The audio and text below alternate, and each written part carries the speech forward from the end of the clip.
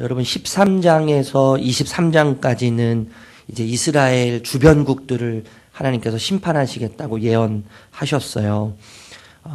이스라엘이 안전을 위해서, 자신의 안전을 위해서 하나님 대신에 의지하고 신뢰했던 나라들이죠. 그래서 하나님이 이스라엘의 주변국들을 심판하심으로 또 징계하심으로 이스라엘이 하나님 자리를 대체하려고 했던 이스라엘의 허영심을 심판하시는 그 모습을 우리에게 이제 보여주었습니다. 여러분 하나님은요 주관자시잖아요. 주관자. 예, 이 세상의 모든 나라를 주관하시죠. 그래서 어떠한 상황에서든 또 어떠한 세력 앞에서도 자신의 그 계획과 자신의 뜻을 성취해 가신단 말이에요. 아무리 강한 나라여도 그 나라의 운명은 하나님에 의해서 결정되는 거예요. 예, 뿐만 아니라 개인의 삶도 마찬가지죠. 하나님에 의해서 우리의 모든 삶이 결정되는 거죠. 우리의 삶의 결정이 되는데, 여러분 국가의 안전과 개인의 안전, 개인의 삶의 모든 것은 하나님과 동행할 때만 그 안전이 확보되는 거죠. 하나님과 함께할 때, 그 날개 아래 거할 때만 하나님이 주시는 평안과 평강과 안전이 보장되는 거예요. 이것이 하나님과 함께하는 하나님의 백성의 본질이죠. 본질. 그래서 하나님을 떠나면 어떤 것도 우리의 삶이 보장해주지 않는 거예요. 예. 우리의 삶을 만족시켜 줄 것 같지만, 우리를 영원히 즐겁게 해줄 것 같지만 하나님을 떠나서는 답이 없어요. 하나님을 떠나서는 대안이 없는 거죠. 여러분 13장에서 23장이 이스라엘 주변국들을 징계하시고 심판하실 것을 이야기하셨다면, 이제 24장에서 27장, 오늘부터 우리가 이제 살펴보게 되는 이야기인데, 이스라엘의 구원의 이야기를 다루세요. 주변국들을 다 심판하시고 징계하신 이후에 다시 이스라엘 백성들을 향해서 눈길을 돌리시고 도움의 손길, 은혜의 손길을 하나님께서 내미신다고 이제 이야기하시는 거죠. 그런데 여러분 독특한 점이 있어요. 독특한 점이 뭐냐면, 이스라엘의 구원의 이야기를 시작하실 때 그 구원의 이야기를 파괴의 이야기로 시작하신다는 거예요. 예. 회복의 이야기, 다시 회복시키신다는 생명의 이야기를 파괴의 이야기로 시작한다는 것이 굉장히 독특하죠. 그것이 이제 세 가지인데, 첫 번째는 우리 1절 말씀 다시 한번 읽어볼까요? 1절? 1절 읽겠습니다. 시작.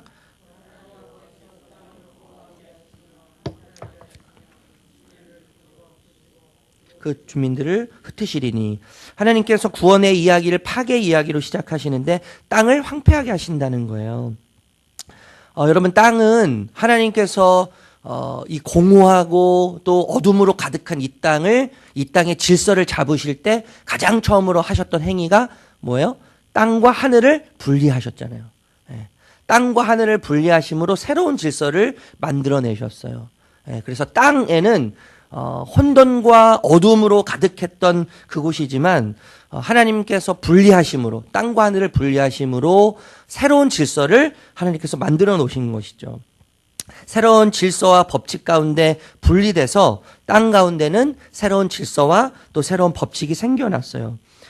그런데 여러분, 하나님께서 처음 의도를 가지고 땅과 하늘을 분리하셨는데 그 처음의 의도와는 다르게 이 법칙이 점점 바뀌기 시작했어요. 그리고 질서가 변하기 시작했어요. 그것을 오늘 성경에서는, 오늘 본문에서는 더럽다 이렇게 표현하거든요. 더럽다.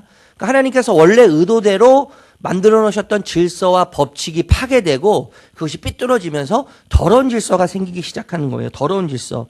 그 더러운 질서는 백성과 제사장이 생겨나게 되는 질서죠. 상전과 종이 생기기 시작했고, 또 사는 자와 파는 자, 빌리는 자와 빌려주는 자가 생기게 되었어요. 한마디로 이야기하면 계급사회죠. 계급사회. 상하가 나눠지는 그런 더러운 질서가 생긴 거예요. 하나님께서 땅과 하늘을 나누시고 인간을 하나님의 형상대로 만드실 때 하나님의 의도는 계급사회의 의도가 아니었잖아요.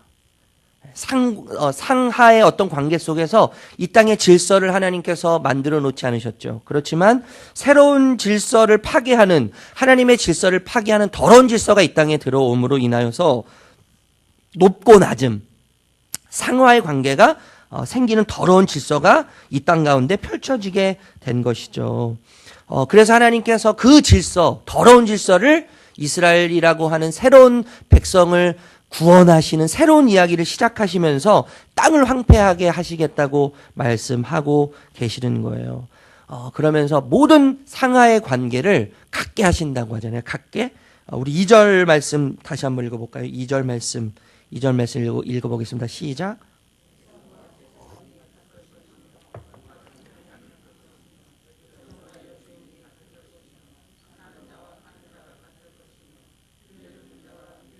같을 것이며 이자를 받는 자와 이자를 내는 자가 같을 것이며, 예, 다 같아지는 거죠.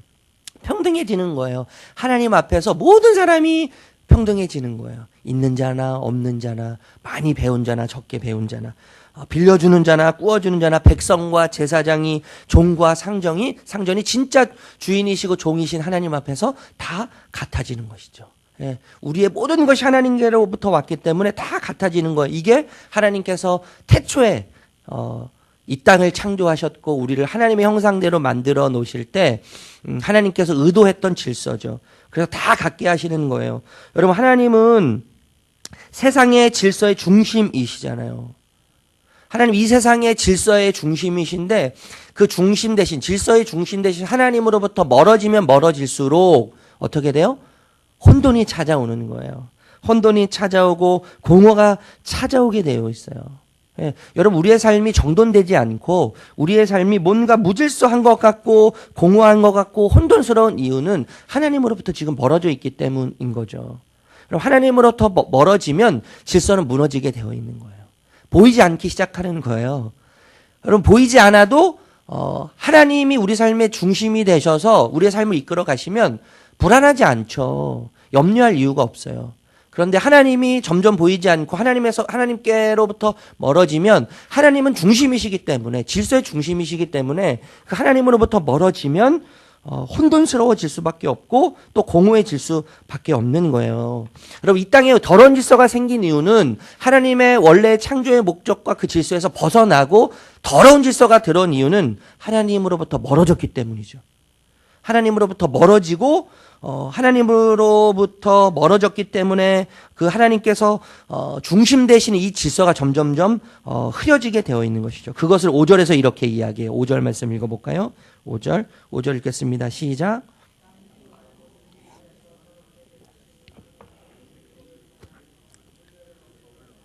영원한 언약을 깨트렸습니다. 예. 율법을 범하고 율례를 어기며 영원한 언약을 깨트렸기 때문에 하나님의 질서, 하나님과 인간 사이의 언약이라고 하는 이 질서, 율례라고 하는 이 질서로부터 멀어졌기 때문에 모든 것이 혼돈스러워지는 것이죠. 새로운 더러운 질서가 생겨나기 시작하는 거예요.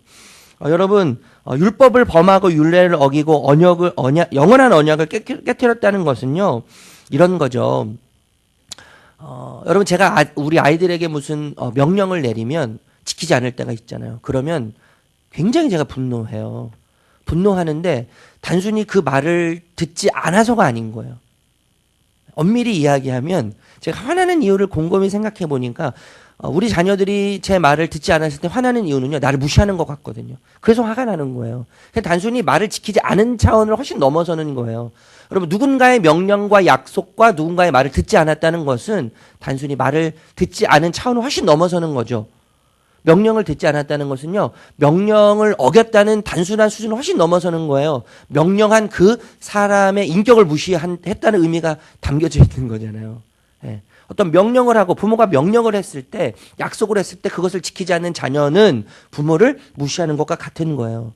여러분, 우리가 하나님의 명령과 율법과 규례를 어기고 지키지 않았다는 것은 단순히 하나님의 명령을 지키지 않은 제 차원을 훨씬 넘어서는 행위죠. 하나님을 무시한 거랑 똑같은 거예요. 하나님을 거부하고 하나님을 부정한 것이죠. 예, 그래서 율법과 율례와 언약을 범함으로, 언약을 깨트리고 하나님을 무시하고 하나님을 멸시함으로 하나님으로부터 떠나게 되는 행위가 이 속에 담겨져 있는 거예요.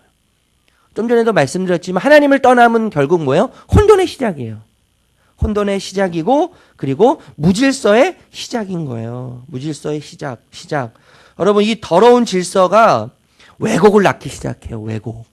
왜곡을 낳기 시작하면서 새로운 하나님의 그 창조의 질서를 무너뜨리면서 만족이라고 하는 방식, 만족이라고 하는 질서도 파괴하기 시작하거든요. 그래서 하나님이 이 세상의 질서, 더러운 질서, 만족하게 하는 만족의 방식의 이 세상의 더러워진 질서도 파괴하신다고 이제 7절에서 9절에서 말씀하시는데, 우리 7절만 읽어볼게요. 7절 시작. 새 포도즙이 슬퍼하고 포도나무가 세잔하며 마음이 즐겁던 자가 다 탄식하며. 예.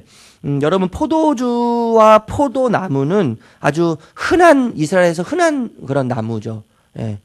음료처럼 이렇게 물을 마시듯이 포도즙을 마셨는데 포도즙과 포도주와 포도나무는 아주 흔한 거예요.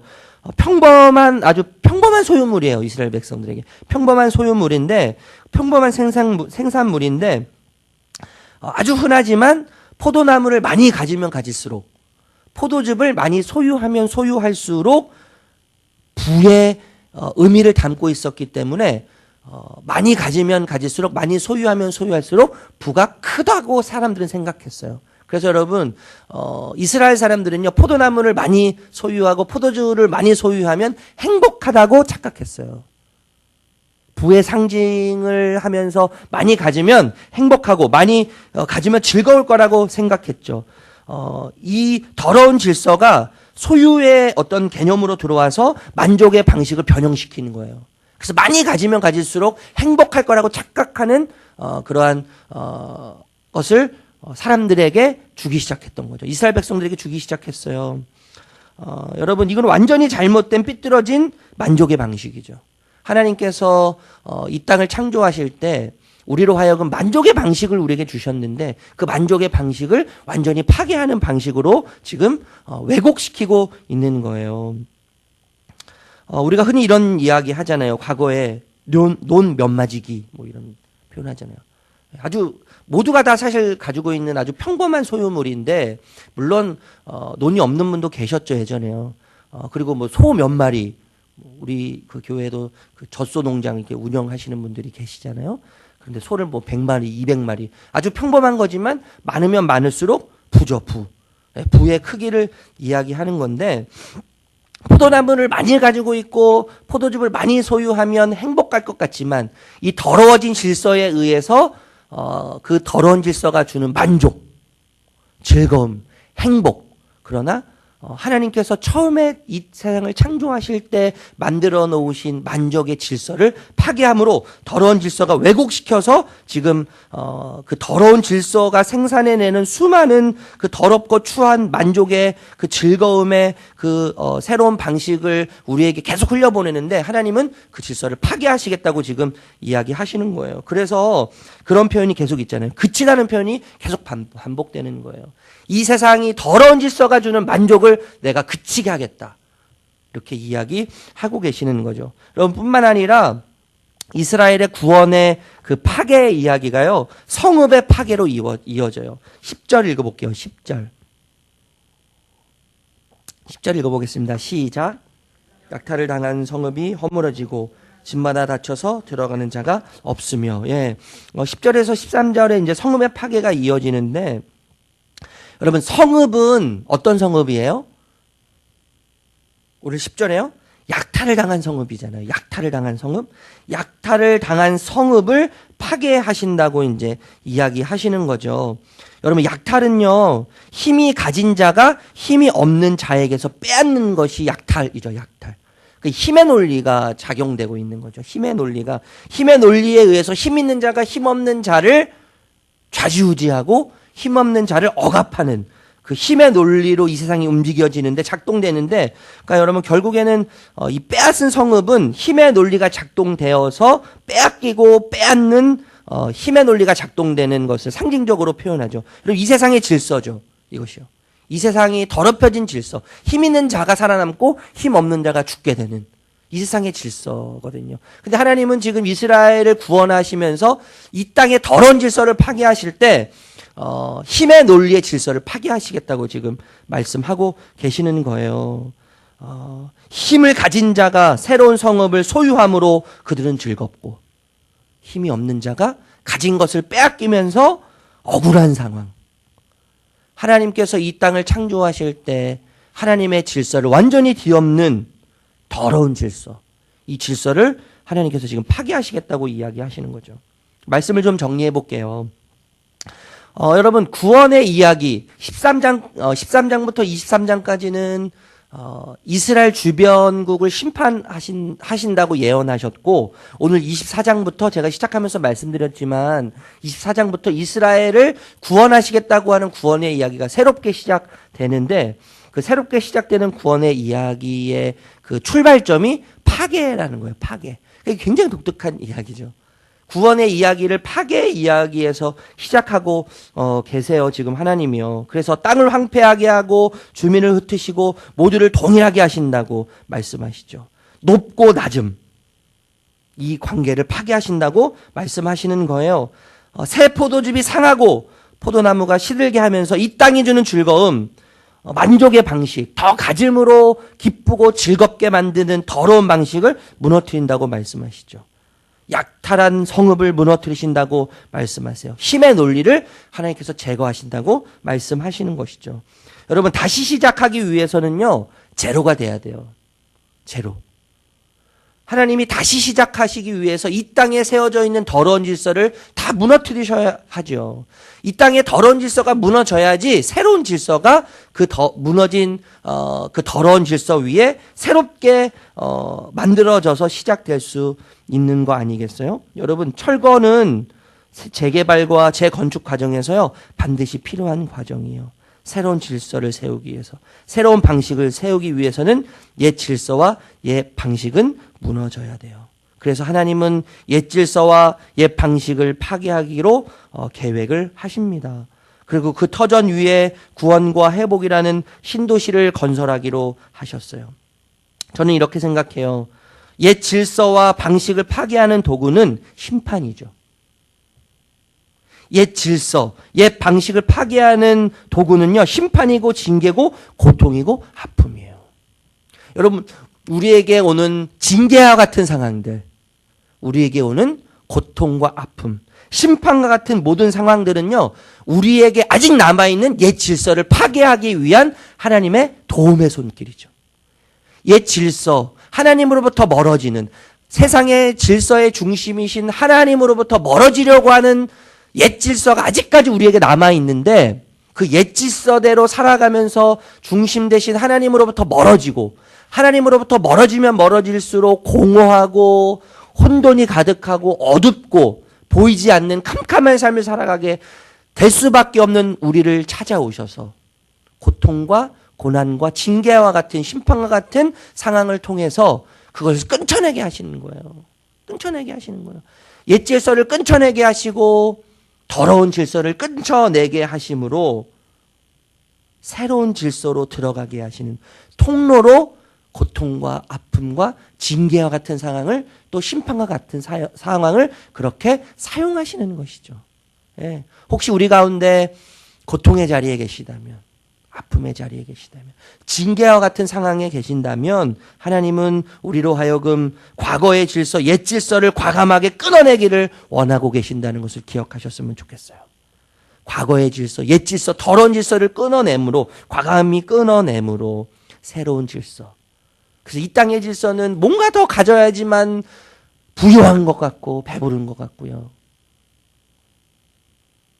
뭔가 남보다 더 가져야지만, 내가 더 힘이 있어야지만 행복할 것 같다고 착각해 만드는 이 옛 질서를 벗어나서 예수를 소유하고 예수를 갖고 예수를 더 풍성히 누림으로 이 땅의 질서에 매이지 않고 하나님이 주시는 새로운 질서에 매여서 주님이 주시는 진정한 기쁨과 즐거움과 만족 가운데 이런 이 한 주도 사시는 저와 여러분들 되시기를 주님의 이름으로 축복합니다.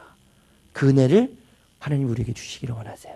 이 새벽에 그 은혜를 주시기를 원하세요. 새로운 질서 가운데 서시는 저와 여러분들이 되시기를 주님의 이름으로 축복합니다. 기도하겠습니다. 하나님